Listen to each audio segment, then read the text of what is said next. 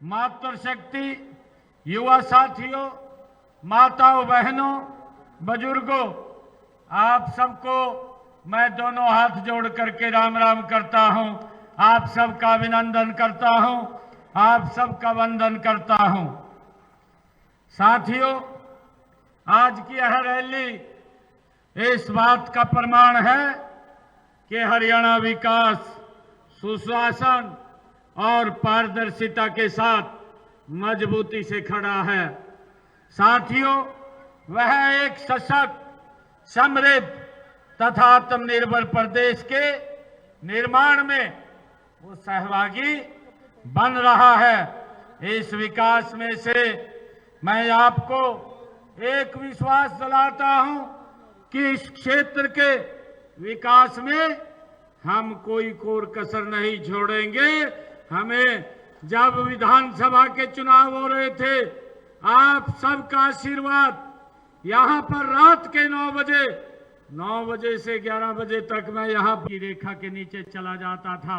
इस प्रकार से बीमारी के कारण वो गरीबी रेखा के नीचे चला जाता था।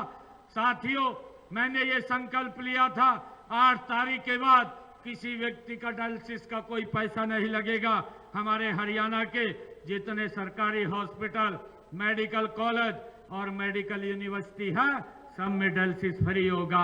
8 तारीख के बाद साथियों किसी का कोई पैसा नहीं लग रहा, हमने उसको फ्री कर दिया है।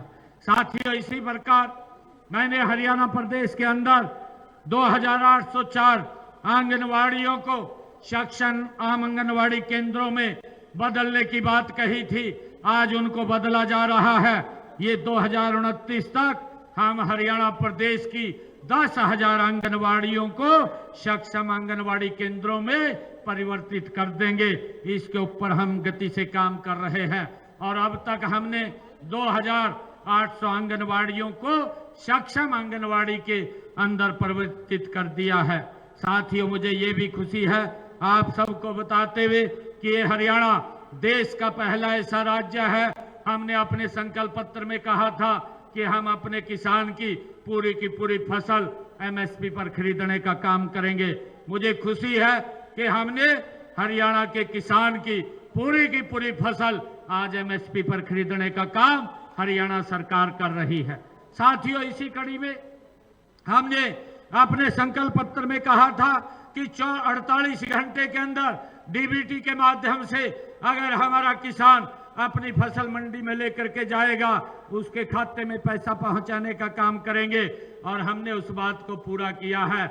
आज किसान मंडी में फसल डालता है, 48 घंटे के बाद उसके खाते में पैसा पहुंचाने का काम किया जाता है। आज हरियाणा प्रदेश के अंदर हमारी सरकार ने 12 लाख किसानों के खाते में 1,64,000 करोड़ रुपया डीबीटी के माध्यम से उसकी फसल का डायरेक्ट पहुंचाने का काम हमारी सरकार ने किया है।